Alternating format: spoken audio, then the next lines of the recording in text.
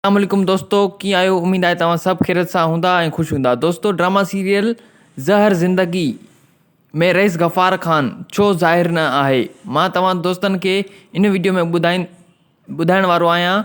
दोस्तों, वीडियो खे स्किप न कंदा ऐं एंड ताईं ॾिसंदा। दोस्तों, वीडियो शुरू करण खां पहिरियां हिकु नंढड़ी गुज़ारिश आहे त जेकॾहिं तव्हां असांजे हिन चैनल ते नवां आया आहियो त चैनल खे सब्सक्राइब करे छॾींदा ऐं घंटी जे बटन खे आल ते सेट करे छॾींदा, जीअं त असांजी हर नई वीडियो ईंदड़ तव्हां ताईं बआसानी पहुची सघे।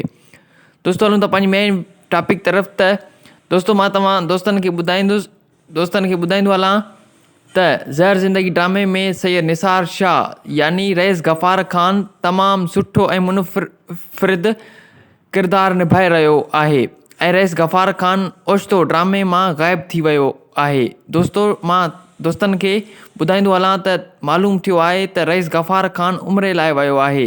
उन लाइ रईस गफ़ार ख़ान जे जेके क़िस्तूं हलनि पिया उन्हनि में रिकॉर्ड न थी सघियो हो ऐं तमामु जल्द रईस गफ़ार ख़ान ड्रामे में तमामु जल्द ज़ाहिर थींदो।